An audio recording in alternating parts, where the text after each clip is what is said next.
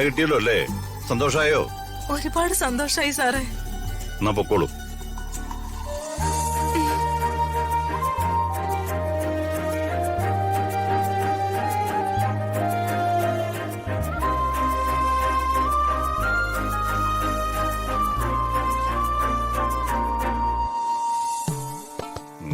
അല്ല പ്രതാപ, നീ ഇത്ര പെട്ടെന്ന് എങ്ങനെ കള്ളന്മാരെ കണ്ടുപിടിച്ചു? നീ വലിയൊരു ഇൻവെസ്റ്റിഗേഷൻ ആണല്ലോ നടത്തിയത്. നിനക്കെന്താ CBIയുടെ പണി വല്ലതും ഉണ്ടോ? അല്ല, ഇതെങ്ങനെ ഇത്ര പെട്ടെന്ന് കണ്ടുപിടിച്ചതെന്ന്.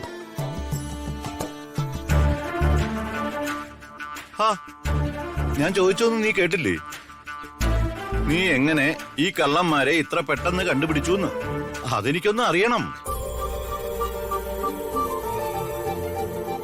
അതൊരു രഹസ്യ. അത് ഇവരാരും അറിയണ്ട. സാറിനോട് മാത്രമായി ഞാൻ പിന്നെ പറയാം. എന്തായാലും നിന്നെ ഞാൻ സമ്മതിച്ചിരിക്കുന്നു.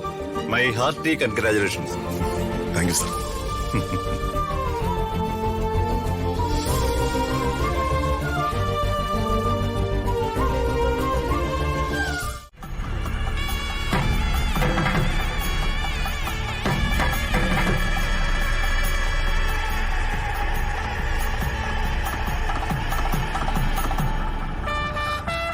ദൈവമേ, അതൊരു സ്വപ്നമായിരുന്നല്ലേ?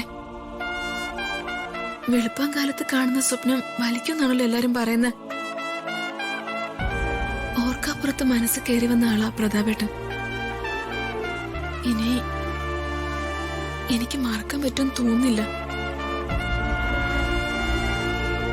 പ്രതാപേട്ടൻ വളരെ നല്ല ആളാ. നല്ല മനസ്സും ഒരുപാട് കഴിവുള്ളൊരാള്.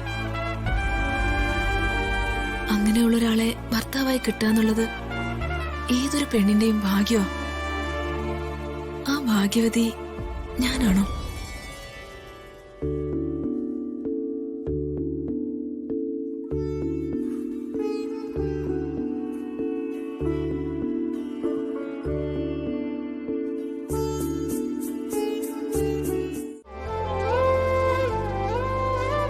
പത്മ എന്താ ഇവിടെ വന്നിരിക്കുന്നത്? ഞാൻ ഒരാളെ വെയിറ്റ് ചെയ്യായിരുന്നു. അതാരെയാ? വളരെ വേണ്ടപ്പെട്ട ഒരാളെ. അതാരാണെന്ന് എന്നോട് പറഞ്ഞൂടെ? അതാരാണെന്ന് ഞാൻ പിന്നെ പറയാം. ആ വേണ്ടപ്പെട്ട ആൾ ആരാണെന്ന് എന്നോട് പറഞ്ഞാൽ ഞാൻ മീഡിയേറ്റർ ആവാം. മീഡിയേറ്ററോ? അതെ. പിന്നെ മനസ്സിലുള്ള എന്താണെന്ന് തുറന്നു പറഞ്ഞാ അത് ഞാൻ മഹാദേവ വർമ്മ സാറിനോടും പറയാം. അങ്ങനെ ഇപ്പൊ മീഡിയേറ്റർ ഒന്നും ആവണ്ട. ഇക്കാര്യത്തില് മീഡിയേറ്റർ റോളൊന്നും വേണ്ട. വേണ്ടെങ്കിൽ വേണ്ട. സത്യത്തിൽ എന്തൊരു അത്ഭുതം ഞാൻ കാണുന്നു. എന്താ പ്രതാപേട്ട? കഴിഞ്ഞ ദിവസം വരെ ഞാൻ കണ്ട പത്മയാണോ ഇപ്പൊ എന്റെ മുന്നിൽ നിൽക്കുന്നത്? പത്മ ഇങ്ങനെ ഫ്രണ്ട്ലി ആവുന്ന ഞാൻ കരുതിയതേ ഇല്ല.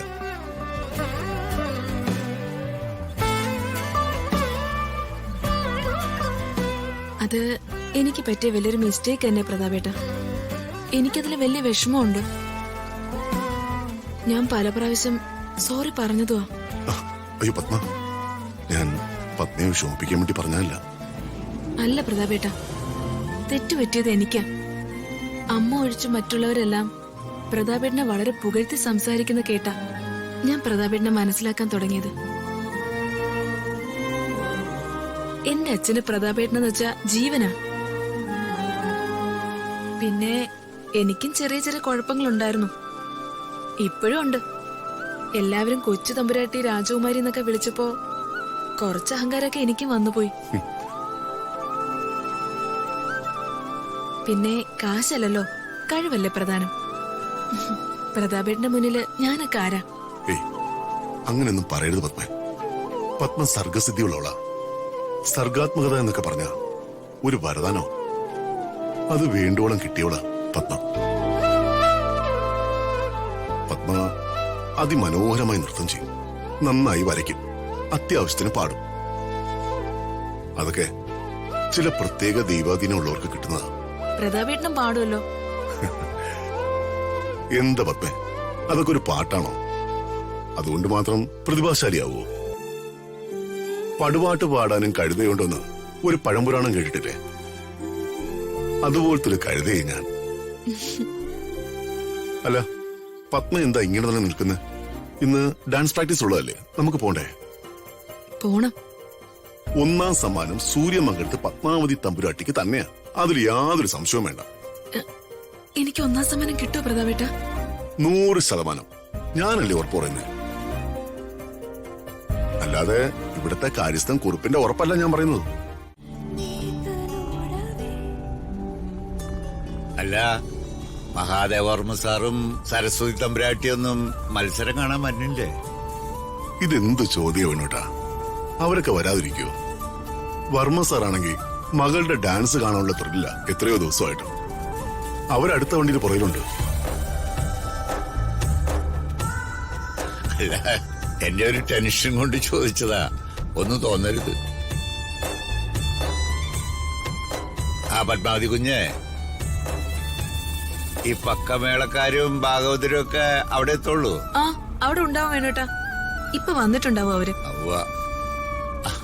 ഡാൻസ് നമുക്ക് തകർക്കണോട്ടോ മോളെ.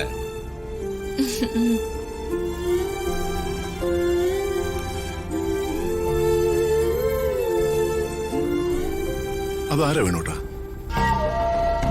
അല്ല, പാട്ടുപുരക്കിലെ കർത്താവും അയാളുടെ കൂലിത്തല്ലുകാരുക. എന്റെ ശത്രു ഊർമിളയുടെ അച്ഛനാ നിക്കുന്നത്. ആ, എന്നോടൊക്കെ നിക്കുക. ചൊറിയാനാണെങ്കിൽ നമുക്കൊന്ന് കാണണമല്ലോ. കാർ ഒതുക്കട്ടെ ഞാൻ? വേണോട്ടാ, വണ്ടി ഒന്ന് ഒതുക്ക, നമുക്കൊന്ന് മുട്ടിക്കളയാം.